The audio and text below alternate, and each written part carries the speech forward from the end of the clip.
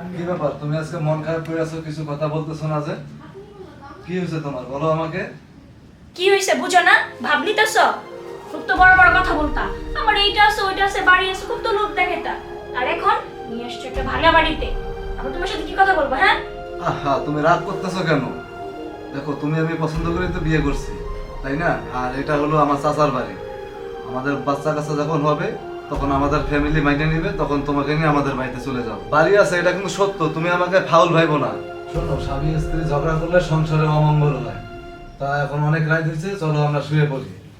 কার সাথে শুমু? তোমার সাথে? তোমার মতো মিথ্যাবাদীর সাথে শুমু? তোমার সাথে যদি শুই না আমার সন্তান হবে, আমার সন্তানও মিথ্যাবাদী হবে, বুঝো না কি কইছি?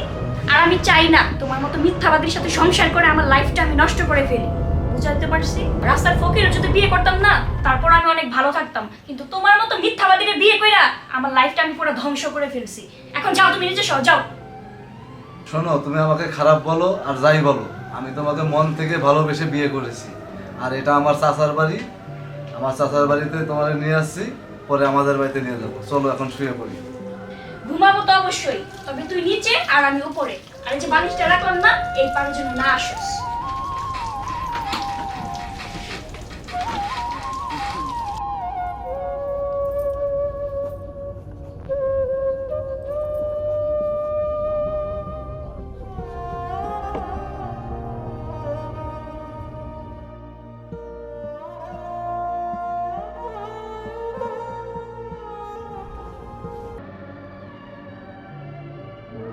এই শোনো, আচ্ছা, তুমি রাগ করতেছো কেন? শোনো, তো তোমার মতো মিথ্যাবাদীকে কি করে করে নাচবো?